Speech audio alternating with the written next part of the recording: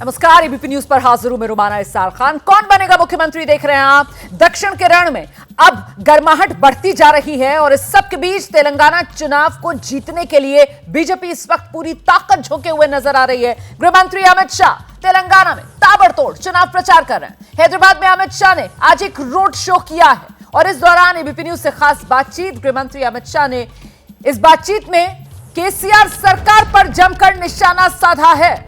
अमित शाह की तरफ से कहा गया केसीआर जो है वो तुष्टीकरण की राजनीति करते हैं। तेलंगाना में मुस्लिम आरक्षण हटाएंगे अगर बीजेपी सत्ता में आएगी, ये साफ तौर पर बात दोहराई है अमित शाह ने।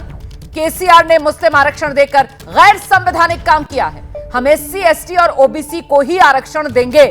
बीजेपी और बीआरएस के बीच लड़ाई सीधी है। सुनिए खास बातचीत। नमस्कार अमित जी। हैदराबाद की सड़कों में दोबारा से आपका रोड शो, पिछले रोड शो में मैंने उपल में काफ़ी भीड़ देखी, यहाँ भी काफ़ी भीड़ है। क्या लगता है जनता ने मन बना लिया है? जी, हम काफ़ी अच्छे से चुनाव लड़ रहे हैं और भाजपा और केसीआर की पार्टी बीआरएस के बीच में स्पर्धा है। मुझे पूरा भरोसा है कल मोदी जी भी आएंगे, 3 दिन यहाँ प्रचार करने वाले हैं, तो हम निश्चित रूप से विजय प्राप्त। मुद्दे क्या है सर? आपने यहाँ पर घोषणा पत्र भी जारी किया। घोषणा पत्र में खास तौर पे निजाम शासन के दौरान जो हिंसा हुई थी उसकी भी बात की गई, धर्म के आधार पर आरक्षण की बात की गई। ये मुद्दे बीजेपी के लिए कितने इम्पोर्टेंट हैं? देखिए, हमारे लिए सैद्धांतिक मुद्दा है। ओबीसी और एसटी का आरक्षण काटकर केसीआर ने मुसलमानों को दिया है, जो संवैधानिक नहीं है। हमने तय किया है कि भाजपा की सरकार बनती है तो गैर संवैधानिक मुस्लिम रिजर्वेशन हटाकर हम एससी, एसटी और ओबीसी को देंगे। सर, हम इसमें राजेंद्र नगर कॉन्स्टिट्यूंसी में है, असदुद्दीन ओवैसी का घर भी इसी कॉन्स्टिट्यूंसी में है। वो बार बार बोलती है कि मुस्लिम आरक्षण के मुद्दे पर बोलती है कि गैर संवैधानिक है, कोर्ट में मामला है। कैसे बीजेपी प्रॉमिस कर रही है? अब जब हम करेंगे तो वो देख ही लेंगे। सर, एक और सवाल मेरा है कि अगर हम बात करें यहाँ पर करप्शन के मुद्दे की, बीजेपी बार बार एलिगेशन लगाती रही है, आरोप लगाती रही है कि केसीआर सरकार करप्शन में लिप्त रही है। ये कितना बड़ा मुद्दा है जनता के सामने और कितनी सीरियसली इसको लेकर बीजेपी फाइट? बहुत बड़ा मुद्दा है। हजारों करोड़ का करप्शन किया है। एक भी योजना ऐसी नहीं है जो करप्शन से लिप्त न हो। कई बार तो योजना ही करप्शन के लिए बनाई गई। कुछ और तय किया है कि हमारी सरकार बनने के बाद इस सभी आरोपों की जांच करेंगे और दोषियों को सजा दिलाएंगे। सर, यहाँ पर काफ़ी ज़्यादा मुस्लिम महिलाएं भी दिख रही हैं आपकी रैलीज में। जनरली बात की जाती है कि बीजेपी और के साथ मुस्लिम नहीं रहते, लेकिन इसमें काफ़ी ज़्यादा मुस्लिम महिलाएं दिख रही हैं। मुस्लिम महिलाओं को मोदी जी ने ट्रिपल तलाक समाप्त कर उनका अधिकार दिया है। काफ़ी सारी मुस्लिम महिलाएं मोदी जी के प्रति अपना धन्यवाद करती हैं। तो गृहमंत्री अमित शाह को सुन रहे थे आप, तेलंगाना में जीत की हुंकार बीजेपी के लिए भरते हुए। दरअसल हुआ ये कि आज से ठीक 5 दिन पहले अहमदाबाद में वर्ल्ड कप के फाइनल मुकाबले में ऑस्ट्रेलिया ने टीम इंडिया को हरा दिया। अब आप कहेंगे इससे चुनाव का मतलब क्या है? मतलब है 21 नवंबर को राहुल गांधी ने उदयपुर और बाड़मेर मतलब राजस्थान में कांग्रेस के प्रचार के दौरान cricket world cup final match में प्रधानमंत्री नरेंद्र मोदी की मौजूदगी पर निशाना साधकर नए किस्म की राजनीति को हवा दे। 21 नवंबर को राहुल गांधी ने सभा में पीएम मतलब पनौती मोदी कह दिया। इतना ही नहीं, उसी दिन राहुल गांधी ने बाड़मेर के बायतू में पीएम मोदी को जेब कतरा तक कहा। तो इस तरीके का संबोधन राहुल गांधी का पीएम मोदी के लिए। अब इसकी शिकायत बीजेपी ने चुनाव आयोग से कर दी है। राहुल गांधी के चुनावी बयानों पर चुनाव आयोग ने उन्हें नोटिस जारी कर दिया है। चुनाव आचार संहिता के उल्लंघन की श्रेणी में इसे मानकर 25 नवंबर तक मतलब कल शाम 6 बजे तक राहुल गांधी से चुनाव आयोग ने इस पूरे मामले पर जवाब मांगा है। अब दूसरी तरफ राहुल गांधी के वो जो पनौती वाला बयान है, उस पर बीजेपी ने बड़ा मुद्दा बनाते हुए वार राहुल गांधी पर किया है। राहुल गांधी के बयान को प्रधानमंत्री मोदी के अपमान से जोड़कर बीजेपी सीधे सीधे कांग्रेस पर सवाल खड़ा कर रही है। वहीं कांग्रेस दावा कर रही है कि बीजेपी विक्टिम कार्ड खेल रही है, तिल का ताड़ बनाया जा रहा है। लेकिन क्या कांग्रेस को यह अंदाजा नहीं कि जब जब चुनाव के वक्त कांग्रेस ने मोदी को निजी तौर पर टारगेट किया, तब तब बीजेपी को चुनावी फायदा हुआ। आज हम अपने मेहमानों के जरिए राजस्थान के मूड की पड़ताल करेंगे और साथ ही ये पनौती वाला वार कितना भारी सियासी तौर पर पड़ने वाला है किसको, इसको लेकर चर्चा करेंगे। लेकिन पहले एक रिपोर्ट।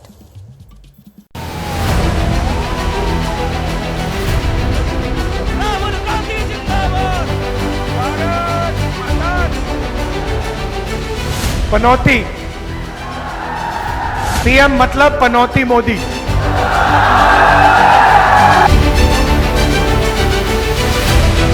कोई नई बात नहीं है, कई बार प्रयास किया है, जितनी बार प्रयास किया है हार का मार्जिन उनका इतना बढ़ा है। मुझे भरोसा है कि जो एलिगेशन लगा है इसका राजस्थान की जनता जवाब देगी।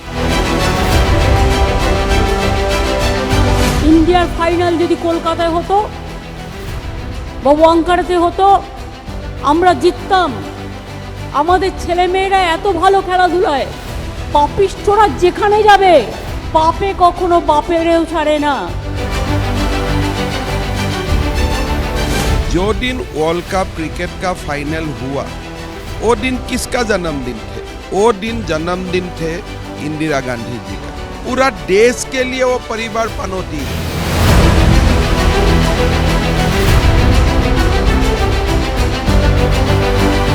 ट्रेंड हुआ यदि सोशल मीडिया में तो सारे लोगों को देंगे, क्योंकि जो जनता ने कहा वही राहुल जी ने कहा।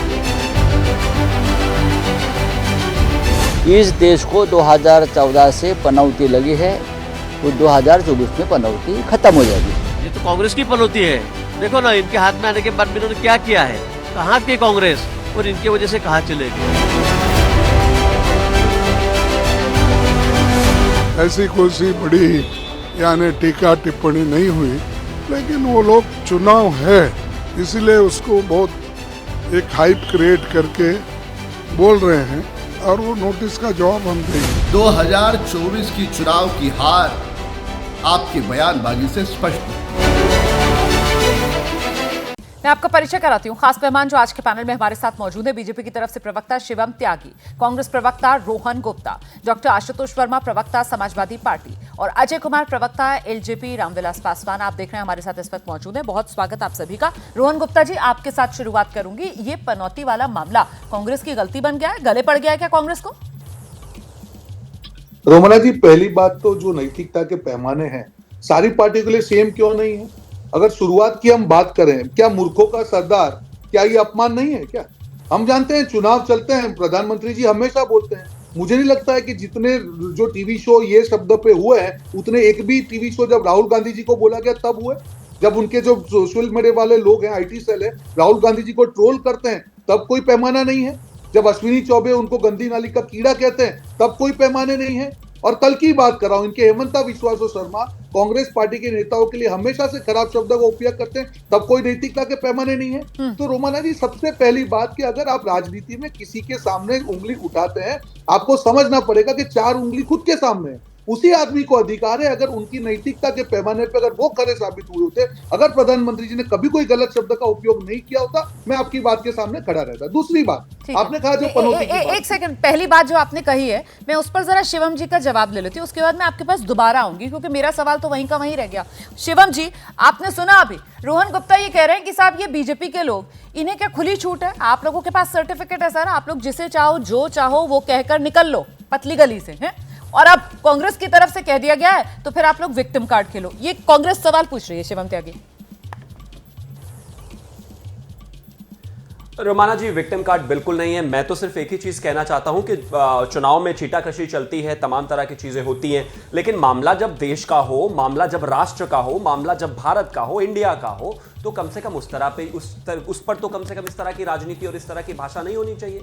मेरे देश के पुराने पॉलिटिशियंस भी और काफी सारे नेता और प्रधानमंत्री भी यहां तक चुनाव के दौरान भी, पहले भी, बाद में भी हमेशा मैच देखने जाते रहे, लेकिन क्या कभी इस देश में किसी पॉलिटिकल पार्टी के किसी बड़े नेता ने देश में इस तरीके से किसी को एड्रेस किया हो? नहीं किया ना। मैं एक चीज कहना चाहता हूं, ये अपने आप को इंडिया कहते थे, हालांकि हम नहीं मानते थे कभी भी, लेकिन 28 जो दल मिले थे ये अपने आप को इंडिया कहते थे, और इंडिया भी कुछ दिनों पहले हारा।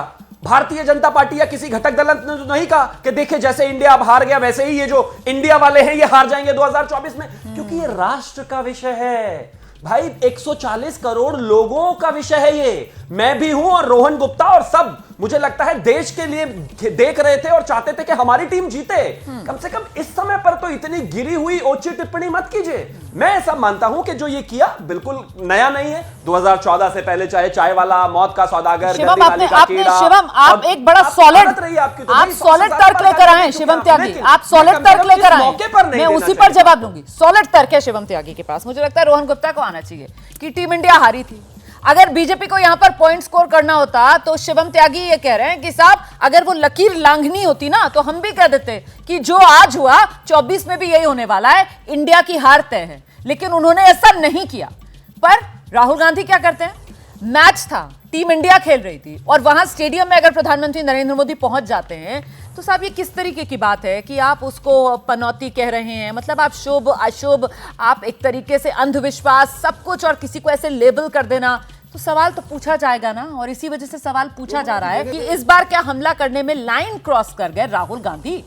नाम लेने से बचा जा सकता था। वो कहते हैं पीएम मतलब पनौती मोदी। रोहन गुप्ता जी, रुमाना जी बिल्कुल नहीं। देखिए अभी उन्होंने कहा कि चुनाव में तो छींटाकशी होती रहती है, तो जो मुद्दे पे हम डिबेट कर रहे हैं कि प्रधानमंत्री जी के खिलाफ ये शब्द जो उपयोग किया गया वो क्यों किया गया, उसका जवाब उन्होंने ही दे दिया कि ठीक है चुनाव का मामला है, चलता रहता है, ठीक है हम आगे बढ़ते हैं। मुद्दा यहाँ पे क्या हो रहा है, जब प्रधानमंत्री जी स्टेडियम में जाते हैं, ठीक है, जिस प्रकार से वो अपने वहां पे रूम में जाते हैं, प्लेयर्स के रूम में जाते हैं, उनको कंसोल करते हैं, आज जो कैमरा के सामने वो पीआर का इवेंट नहीं था। आप देश के साथ उसको जोड़ के देख रहे हैं। मोदी जी के खिलाफ बोलना देश के खिलाफ बोलना नहीं है। पहली बात तो ये हमेशा से आप लोग की आदत है कि आप जोड़ देते हैं कि नहीं मोदी जी के खिलाफ हुआ देश के। अरे इंडिया कभी नहीं हार सकता है, इंडिया कभी भी नहीं हारेगा, इंडिया हमेशा जीतेगा। आपकी जो आदत है कि हमेशा अपनी गलतियों को छिपाने के लिए देश की आड़ लेना, सैनिक की आड़ लेना, ये अब छोड़ दीजिए, पूरा देश समझ चुका है। दूसरी बात, मुद्दा यहाँ पे रोमाना जी, जब प्रधानमंत्री जी वहां पे जाते हैं, हर चीज को आप पीआर इवेंट नहीं बना सकते हैं। 140 करोड़ जनता जिस दिन हमारा देश हारा, सब लोग भावुक थे, सब लोग चाहते थे कि हम खिलाड़ियों के साथ में खड़े रहे। प्रधानमंत्री जी वहां पे जाते हैं, वहां पे ड्रेसिंग रूम में जाते हैं, कोई आपत्ति नहीं है, उसका भी वीडियो आप बना रहे हैं। अपने बॉडी लैंग्वेज देखी थी रुमाना जी हमारे प्लेयर्स की, किस प्रकार से असहज थे, उसका भी आप पीआर कर रहे हैं। कम से कम ये तो मत कीजिए। आपने इसके बाद प्लेयर्स के बयान सुने, आपने इसके बाद प्लेयर्स के बयान सुने, आपको जो पीआर एक्सरसाइज नजर आ रही है, प्लेयर्स ये कह रहे हैं कि साहब हम हारे हुए थे और ऐसे में अगर देश का प्रधानमंत्री, देश का सबसे बड़ा मुखिया, देश का प्रधान हमारे सामने खड़ा होता है और हमारे कंधे पर आप ही के पास आ रही हूँ, आप ही के पास आ रही हूँ सर, आप ही के पास आ रही हूँ। मेरा सवाल सुन लीजिए, मेरा सवाल सुन लीजिए सर, आपके पास आ रही हूँ, मेरा सवाल सुन लीजिए। ऐसे मत चिल्लाइए, तरीका नहीं है, आपसे ये एक्सपेक्टेड नहीं था। नहीं आप चिल्ला रहे हैं, रोहन जी प्लीज ऐसे मत बोलिए। आपका तर्क क्या, मैं आपसे तर्क के साथ सवाल पूछ रही हूं। मुझे अलाउ नहीं कर रही है रोमाना जी। नहीं, आप बौखला रहे हैं सर, आप मेरे सवाल से बच रहे हैं। आप सवाल नहीं पूछ रही है रोमाना जी, सवाल पूछ रही हूं। आप मेरे से हमेशा से डिबेट करती हैं। सवाल पूछ मैं कभी नहीं हो रहा हूं क्योंकि हमेशा मैं सवाल पूछ रही हूं। ये तरीका नहीं है सवाल पूछने का। आप सवाल नहीं है, ये आप सवाल नहीं है, ये आप अपना तर्क लगा रही है। मैं तर्क नहीं लगा रही हूँ, मैं तर्क नहीं लगा रही हूँ, मैं सवाल पूछ रही हूँ। आप मेरा सवाल सुनने से क्यों डर रहे हैं? आप मेरा सवाल सुनने से क्यों डर रहे हैं? आप मुझे ये क्लियर कर दीजिए, आप मुझे क्लियर कर दीजिए, आपको दिक्कत किससे है? पनौती क्यों कहा राहुल गांधी ने नरेंद्र मोदी को? स्टेडियम में जब प्लेयर खेल रहे थे, टीम हार गई थी, इस वजह से कह रहे हैं, या फिर ये बाद में जाकर प्लेयर्स का कंधा थपथपा रहे थे, उनकी हिम्मत बढ़ा रहे थे, उनकी हौसला बढ़ा रहे थे? ये कांग्रेस को कर रहा है, बताइए। अब आपने जरा सुन लीजिए रोमाना जी, पहली बात तो मैं आपसे हमेशा से डिबेट करता हूं, मुझे नहीं मालूम है आपका ये नया रूप आज कहां से आ गया, बट ठीक है, बहरहाल आपका नया रूप आया है, शायद 5 बजे का असर है, तो मैं 5 बजे की असर के हिसाब से आपको मैं जवाब दूंगा। अब सुन लीजिए बात को, मेरी बात को सुन लीजिए। आपने कहा पनौती मोदी की बात आपने की जी, मेरी आवाज आ रही है आपको रोमाना जी? आपकी आवाज क्लियर आ रही है सर, आप प्लीज अपनी बात रखिए। आप आज साफ तौर पर बात नहीं रख पा रहे हैं। सुन लीजिए, बीच में मत बोलिए, अब सुन लीजिए बात को। मैं हमेशा से आपने जिस प्रकार से आज जो डिबेट किया, नया तरीका, ठीक है, हम उसको आप फॉलो करेंगे। पहली बात, पनौती मोदी की जो बात आई, ये आवाज ऑडियंस से आई और ये ट्रेंड राहुल जी ने नहीं करवाया है। उस दिन देश की सारी जनता ने कम से कम 2 से 3 लाख ट्वीट जनता ने किए, राहुल जी ने वो ट्वीट नहीं किए। सबको ये दुख था कि अगर देश के प्रधानमंत्री को हारने का दुख है, उसकी पीआर इवेंट नहीं बननी चाहिए थी। बहुत ज्यादा सिंपल बात ये है। दूसरी बात, हम 2 बात कर रहे हैं, एक तो प्रधानमंत्री जी का वहां पे जाना ठीक था कि नहीं था? बिल्कुल ठीक था, पर हारने के बाद पीआर इवेंट बनाना ठीक नहीं था। दूसरी बात, नैतिकता के पैमाने की बात है तो मूर्खों का सरदार के मुद्दे पे भी आपको डिबेट करनी चाहिए थी। आपको इतना ही इमोशनल होना चाहिए था जितना आप इमोशनल हो रही है। दोनों का मुद्दे का मैंने आपको जवाब दे दिया। और तीसरी बात, जो शिवम त्यागी ने कहा कि देश का अपमान बिल्कुल नहीं है। आप भारत को बीच में मत लाइए, हर बार इंडिया को बीच में मत लाइए, ये आपका मार्केटिंग टैक्टिक है, हर तक फेल हो चुकी है। चौथी बात, आपने कहा कि जब मोदी जी के खिलाफ स्टेटमेंट हुआ है, कांग्रेस पार्टी चुनाव हारी है। जब कर्नाटक की हम बात कर रहे हैं, जब हमने कर्नाटक की, बीच में मत बोलिए, कर्नाटक की जब बात हुई, कर्नाटक में यही मुद्दा मोदी जी उठा के लाए थे। काट की आंधी बार बार नहीं चढ़ती है। चुनाव में जनता को यह चाहिए कि जनता के लिए क्या है, आपने कितने वादे पूरे किए, आपके वादों में विश्वसनीयता है या नहीं है, ये सब मुद्दे आप कॉन्फिडेंट हैं कि चुनाव में इस बात का कांग्रेस को कोई नुकसान नहीं पहुंचेगा? आपने बहुत सारी बातें कही हैं। यही तो फर्क है रोहन जी, आप में और हम में। प्रधानमंत्री वहां पर थे, हम हार गए, हमने सम्मान सहित उसको लिया, सारी चीजें की, लेकिन हमने ये ट्रेंड नहीं कराया ट्विटर पर कि इंडिया आज हारा और 2024 में भी ये इंडिया वाले हारेंगे। अब इनको बीच में रोकेंगे आप? रोमाना जी, आप इनको बीच में रोकेंगे? मैं तो नहीं बोला रोमाना जी, अन्य मेहमान को टोक नहीं रहा था। अरे बोल रही हूँ शिवम, रुक जाइए, उन्हीं को बोल रही हूँ, रुक जाइए एक मिनट। रोहन जी प्लीज अब सुन लीजिए, आप, मैं आपके पास दोबारा आऊंगी, अपनी बारी पर बोल लीजिएगा। शिवम आइए। Thank you. तो हमने ट्रेंड नहीं कराया कि 2023 में इंडिया हारा है, 2024 में भी, क्योंकि हम में उतनी चीजें हैं, हम में उतनी आत्मीयता है कि देश हारा है, हमें कम से कम इस पर तो ड्रामा क्रिएट नहीं करना है। और दूसरी चीज, मेरे देश के प्रधानमंत्री को हमेशा ये जो एलिगेशंस लगाए जाते हैं विपक्ष की तरफ से कि हर जगह क्रेडिट लेने पहुंच जाते हैं। हम जीतते हम तो भी वहां होते, हम हारे हम तो भी वहीं थे। हम ड्रेसिंग रूम में गए, लोगों से मिले, ये होना चाहिए हर किसी को। और अब इधर आ जाइए, 1982 में ये एशियन गेम्स हो रहे हैं, यहां पर श्रीमती सोनिया गांधी खुली जीप में अभिवादन करते हुए पूरे प्लेयर्स और पूरे स्टेडियम के साथ घूम रहे हैं विद कैमरा। हम तो नहीं कह रहे हैं कि इसमें कोई ऐसी परेशानी है, ठीक है घूमना चाहिए, अगर प्लेयर्स का मनोबल बढ़ाना है तो बढ़ाना ही है। और मैं एक और चीज कहना चाहता हूं, जहां तक इन्होंने तमाम बातें कही कि ये तो इस तरीके से हमने बोला तो हमें आगे क्यों नहीं कहा गया, मेरा एक सवाल है, आप मुझे एक चीज बताइए, क्रिकेट में जिस तरीके से सारी चीजें घटी, संजय राउत का ट्वीट देखकर कहीं से नहीं लग रहा कि वो चाहते थे इंडिया जीते। मैं ट्वीट पढ़ देता हूं उनका, उन्होंने कहा नरेंद्र मोदी के स्टेडियम में नरेंद्र मोदी जी बैठकर उनके सामने भारत अगर जीतता तो ऐसा दिखाया जाता जैसे नरेंद्र मोदी जीत गए हो। रियली? अरे उन 140 करोड़ में आप भी हैं संजय राउत, उन घमंडी अलायंस में आप भी हैं। हिंदुस्तान जीतना चाहिए था, आप कितनी भी राजनीति करते चाहिए, लेकिन आपका ट्वीट नहीं बताता। कोई कहता है वानखेड़े में होता तो जीत जाता, कोई कहता है कि इसमें हमारा ईडन गार्डन में होता तो जीत जाता। क्यों गुजरात हिंदुस्तान में नहीं है क्या? महात्मा गांधी हिंदुस्तान से नहीं थे क्या? सरदार वल्लभ भाई पटेल हिंदुस्तान से नहीं थे क्या? दोबारा से चल रही हूं रोहन जी के पास, उसके बाद मैं अन्य मेहमानों के पास आऊंगी। रोहन जी पहले मेरा सवाल सुन लीजिएगा सर, फिर मैं सवाल बोलूंगी, आप बीच में बोलना शुरू कर देंगे, फिर आपको लगेगा मेरे तेवर बदले हुए हैं। पता नहीं आपको आज मेरे तेवर क्यों बदले हुए लग रहे हैं सर। मैं तो वही हूँ सर, मैं तो उसी अंदाज में आपसे बात कर रही हूँ जैसे हर बार बात करती हूँ, पर आपका शायद नजरिया कुछ बदला हुआ है आज मेरे लिए। खैर कोई बात नहीं सर, यहाँ पर हम पर्सनल नहीं रखते हैं।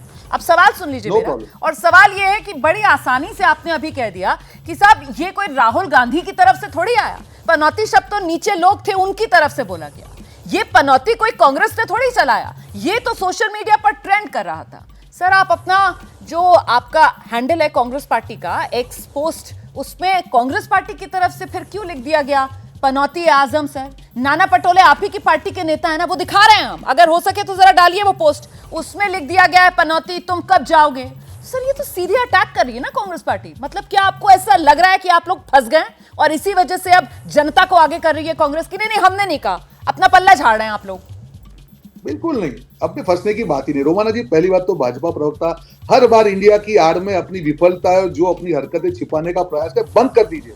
आप भारत नहीं है, भारत भारत है, इंडिया इंडिया है, आप भाजपा भारत नहीं है। हर बार मत कीजिए नाटक, ये देश के सामने दोगलापन मत दिखाइए। प्रधानमंत्री जी वहां पे गए, उसके खिलाफ हम नहीं है, मैंने पहले भी कहा जाना चाहिए, देश के प्रधानमंत्री है, मैच देखने जाते हैं, अच्छी चीज है। मुद्दा कहां पे हुआ, ये क्यों लोग नाराज क्यों हुए? आप अहमदाबाद में भी, मैं अहमदाबाद से हूं, 1.25 लाख 1.5 लाख लोग स्टेडियम में थे। रोमाना जी सब लोग जब बात है, सारे लोग नाराज क्यों थे? आप मार्केटिंग नहीं कर सकते हैं। आपके अगर दिल में सही में होता कि आपको अहमदाबाद में मैच हो गया तो मैच हार गए। मत बोलिए, शिवम उसके बाद मैं आपके पास आ जाऊं। शिवम प्लीज अपनी अपनी बारी पर, वरना समझ में नहीं आती है। रोमाना जी देश गुस्सा क्यों हुआ? हाँ। ये वर्ड कहां से आया? देश गुस्सा क्यों हुआ? जब उन्होंने देखा कि प्रधानमंत्री जी को जिस प्लेयर से उन्होंने सांत्वना देनी चाहिए, बिल्कुल उसका भी आप वीडियो बना रहे हैं, उसको भी आप सोशल मीडिया में डाल रहे हैं। ये क्या, ये पीआर इवेंट नहीं है, ये पीआर इवेंट नहीं हो सकती है। देश जीतता है, आप कीजिए, पूरा देश आपके साथ में बट जब देश के प्लेयर बेचारे नाराज, आप उनकी बॉडी लैंग्वेज देखिए रोमाना जी, बिल्कुल सारे प्लेयर असहज थे।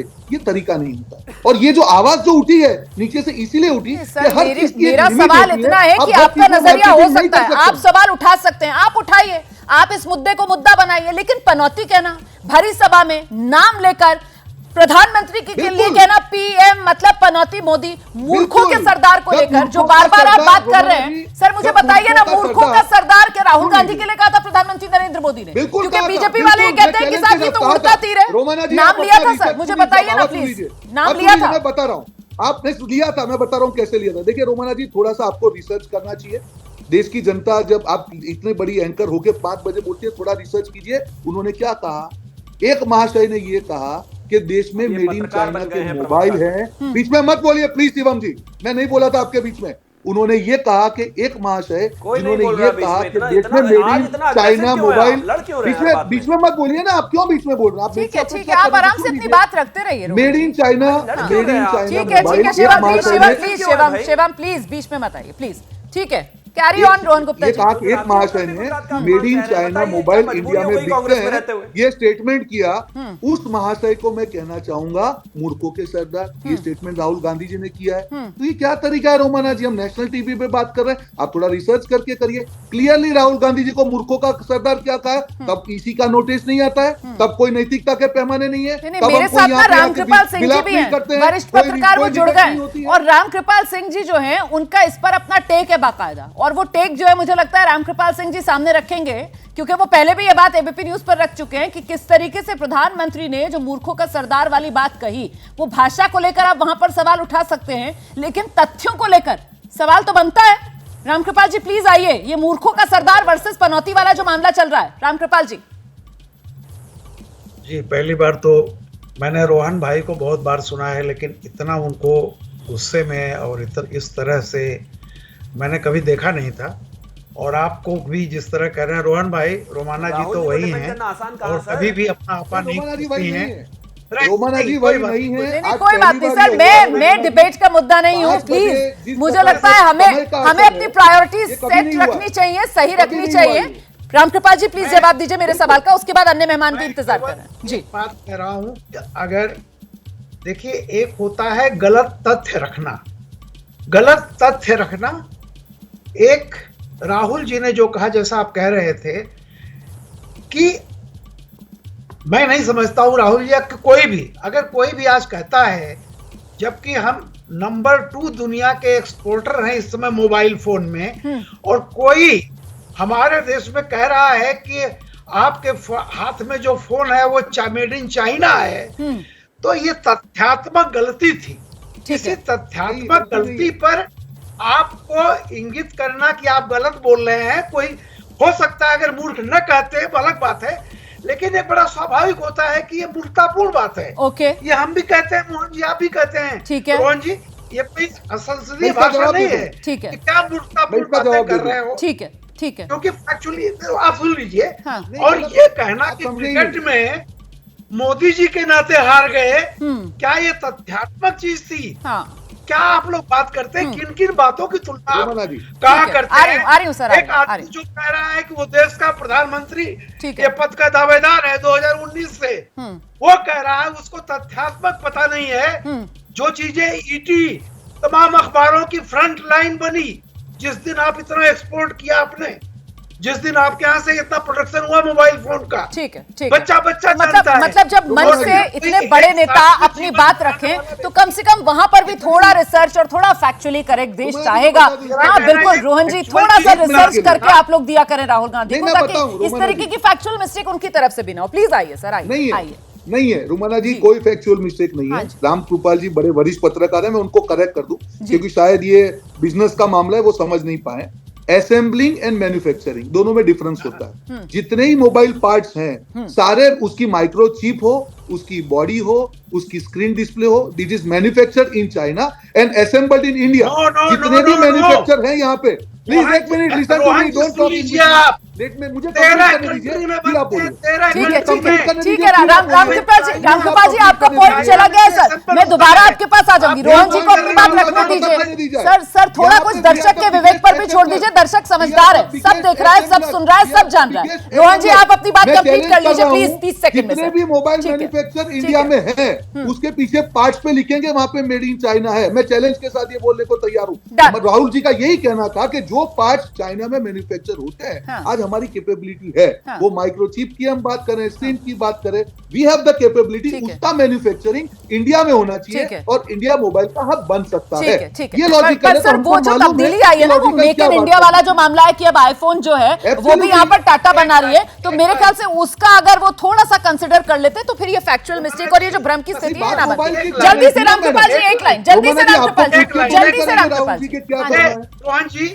रोहन जी सारी चिप जो आ रही है ताइवान से आती हैं मारुति के लिए, तो क्या मारुति पर लिखा जाएगा कि मेड इन ताइवान? क्या बातें आप कर रहे हैं? अब मोबाइल के बारे में आगे बढ़ रही हूँ। ठीक है सर, ठीक है, आप लोगों के पॉइंट चला गया। ये जो पूरी पनौती वाली बहस है सर, आपको क्या लगता है ये जानबूझकर शुरू की गई, ये अति उत्साह के चक्कर में राहुल गांधी बोल गए, या फिर ये कहीं ना कहीं डर और बौखलाहट हार की जो नजर आ रही है कांग्रेस को, उसका असर है? आपको क्या लगता है? देखिए रोमाना जी, पहली बात तो ये कि जो शब्द पनौती वाला है, ये जो भारतीय जनता पार्टी ने इनकी शिकायत करी है, तो मुझे लगता है कांग्रेस को भी थोड़ा इसमें एक्टिव होना चाहिए, क्योंकि अगर आप ठीक से देखेंगे तो ये शब्द सबसे पहले अमित मालवीय ने 11:16 PM को 19 नवंबर को इंदिरा गांधी जी के लिए लिखा था, उसी रात में, कि इंदिरा गांधी को अब लोग पनौती बोलेंगे। ना हो तो आप लोग ये ट्वीट देख लीजिएगा, और कांग्रेस वाले भी इस पे काम कर सकते हैं। ठीक है, आप तो ये शुरुआत तो अमित मालवीय ने किया। एक छोटी सी बात बोल दूं, आप जो बात कह रहे हैं, क्योंकि इसको लेकर हम पहले भी चर्चा कर रहे थे और मैं हैरान हूं इस बात को लेकर कि ऐसी रिसर्च उस दिन भी शो में समाजवादी पार्टी के जो प्रवक्ता हमारे साथ मौजूद है भाटी साहब, उनकी तरफ से जानकारी रखी गई थी, यहीं एबीपी न्यूज के दर्शकों को शाम 5 बजे की डिबेट में। लेकिन कांग्रेस की तरफ से अभी तक ये छोटी सी रिसर्च भी नहीं कर पाए। रोहन गुप्ता जी, आप थोड़ी सी रिसर्च करवा लीजिए सर अपनी पार्टी में, प्लीज आइए। डॉक्टर आशुतोष आइए। अब देखिए बात ये आती है कि ये बात ये होती है कि देखिए अब इस चीजों में हमको ये समझना चाहिए कि ये भारतीय जनता पार्टी या भारत में इस तरीके की शब्दों की मर्यादा का लगातार गिराव क्यों हो रहा है, और जिम्मेदारी उसकी बनती है जो उच्च पद पे आसीन है। अगर कोई आदमी या कोई व्यक्ति जो भारत के सबसे उच्च पद पे है, जिसको पूरा विश्व देखता है और विश्व की सबसे बड़े गणराज्य का वो हेड ऑफ स्टेट है, अगर वो किसी पार्टी को इंडियन मुजाहिदीन जैसे आतंकवादी से जोड़ता है, अगर वो कभी अपने शब्दों में जर्सी गाय या हाइब्रिड बछड़ा जैसे शब्द बोलता है, तो भाषा का स्तर ही वहां गिरता है। और कहीं ना कहीं भारतीय जनता पार्टी में एक परिपाटी सी बनी है कि आप गंदे शब्दों का इस्तेमाल कीजिए और आपको कहीं ना कहीं कुछ दिनों बाद प्रमोशन मिलेगा।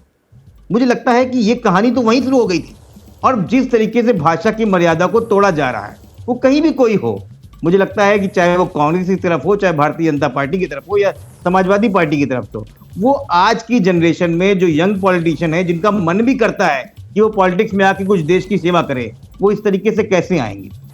मुझे लगता है कि अगर इलेक्शन कमीशन को उस समय पूछना चाहिए था कि आपने किस तरीके से मूर्खों का सरदार बोला। भाई, एक बड़ी पार्टी के बड़े नेता को आप ऐसे पब्लिकली नहीं बोल सकते। एब्सोल्युटली। पनौती तो फिर भी शब्द है, तो मुझे लगता है कि ये बैलेंस नहीं है। और जब ये बैलेंस नहीं है तो दोनों तरफ से ये विरोधाभास होता है, और सवाल उन सारी संस्थाओं पे उठता है जिसको बार बार बोलता है कि उसको हाईजैक किया गया। आपने बहुत बैलेंस बात रखी है। Election commission, doctor Ashutosh Verma, आपने बहुत बैलेंस बात रखी है सर। मुझे लगता है अजय कुमार जी के पास हम चलते हैं। इसीलिए अजय कुमार जी, ये जो खबर आई कि साहब चुनाव आयोग की तरफ से नोटिस दे दिया गया है, जवाब मांगा गया है, ये सुनकर आपको क्या लगा? हंसी आई क्या, या फिर मामला लगा कि यार ये तो सब एक तरफ झुका हुआ मामला लग रहा है, दूसरी तरफ से क्या कम बार हो रहे हैं? जरा उनसे भी सवाल जवाब कर लेता चुनाव आयोग। चक्कर क्या है सर? देखिए, मैं पेशे से वकील हूँ। हाँ जी। इस तर्क को मैं बिल्कुल खारिज करता हूँ कि उन्होंने ऐसा किया इसलिए मैंने ऐसा किया। अगर गलत है और कानून के दायरे में वो कोई भी हो, चाहे सत्तासीन पार्टी हो चाहे विपक्ष की पार्टी हो, कार्रवाई बनती है। लेकिन सवाल इस बात का भी है कि आखिर राहुल गांधी जी से बार बार ऐसा स्लिप ऑफ टंग क्यों हो जाता है? राफेल पे माफी मांगते हैं, अभी मोदी वाले सवाल पे सुप्रीम कोर्ट ने अगर हस्तक्षेप नहीं किया होता तो सांसद ही गई होती। बिल्कुल।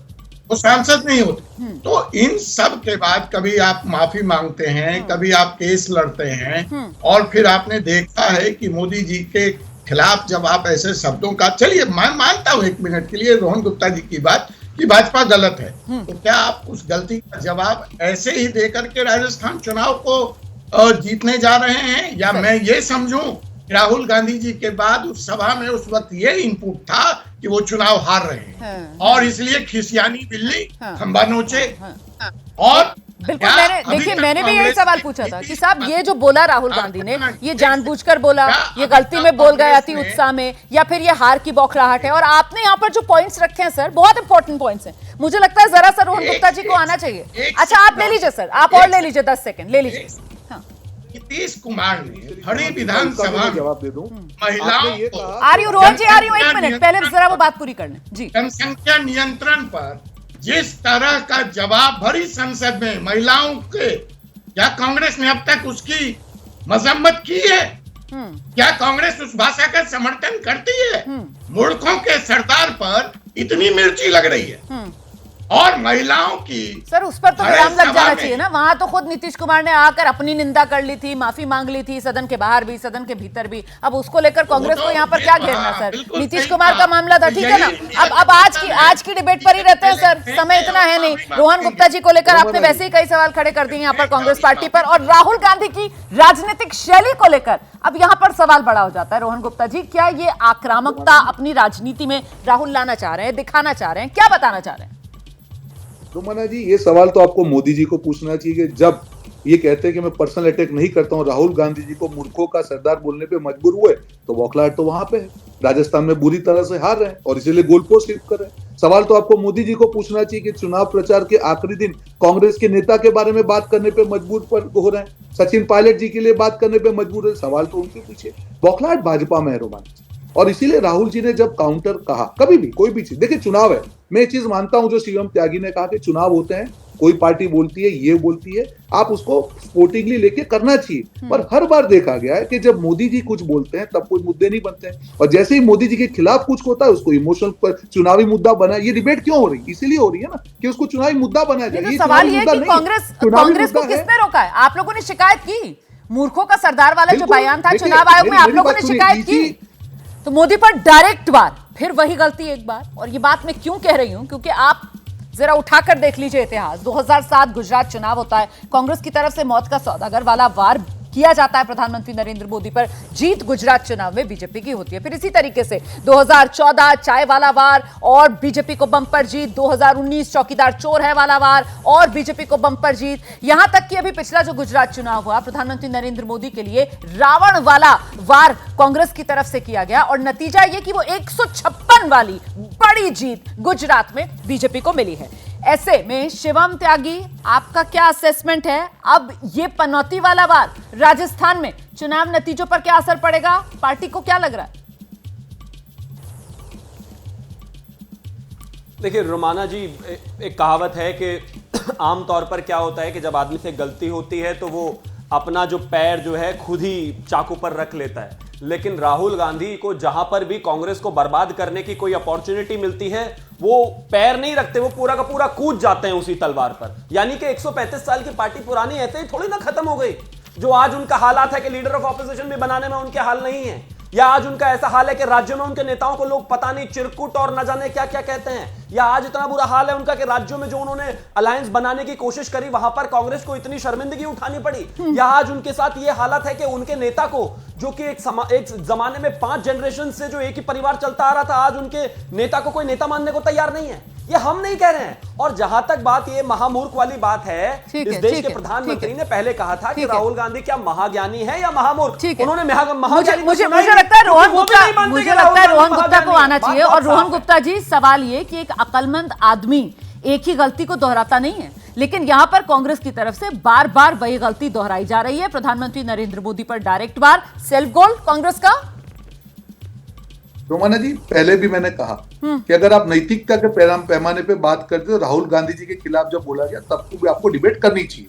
अब आप उसको दूसरे मुद्दे पे ला रही है कि चुनाव के रिजल्ट को जोड़ के देख रही है। यही मुद्दा मोदी जी ने बड़े तौर पे कर्नाटक का चुनाव में उठाया था, वहां पूरी तरह से हार हुई। तो क्या ये कहेंगे कि मुद्दा खत्म हो गया?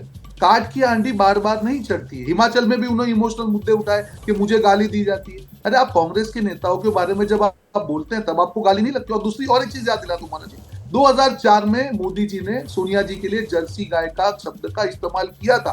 ये पब्लिक डिस्कोर्स की बात है रोमाना जी। उसके पहले भी विपक्षी पार्टी होती थी, वाजपेयी जी होते थे, सोनिया जी होती थी। इस तरह की औची राजनीति नहीं होती थी। ये शुरुआत तभी से हुई है, 2004 से हुई है। आज क्यों हुआ? आज कभी भी भारत में इस तरीके की बयानबाजी नहीं होती थी। जब वो करे राहुल गांधी जी के लिए तब नैतिकता के पैमाने नहीं है। जनता ही जनता के मन में तो ये बात आती है कि आखिरकार ये राजनीति और कितना गिरेगी और कौन सा नया न्यू लो जो ये राजनीति छुएगी, इस पर विराम कैसे लगेगा, इस पर अगर आप लोग रोशनी कुछ डाल पाए। मौत का सौदागर से पनौती तक इतिहास से क्या सबक, चुनाव में किस तरीके का असर अभी तक रहा है जब तक निजी तौर पर प्रधानमंत्री नरेंद्र मोदी पर हमला हुआ है। ये मैंने आंकड़ा आपको दिखाया था। हालांकि आप सुन रहे थे रोहन गुप्ता को, जिनकी तरफ से कहा गया कि साहब कर्नाटक चुनाव देख लीजिए, हिमाचल चुनाव देख लीजिए, वहां पर अब बीजेपी की काट की हांडी नहीं चढ़ रही है। मुझे लगता है जल्दी से संक्षेप में सभी मेहमानों का रिएक्शन लेते हैं। आशुतोष जी से मैं शुरुआत करूंगी। आशुतोष जी, आपको क्या लगता है ये पनौती वाला मामला चुनावी चुनौती बन सकता है क्या किसी के लिए?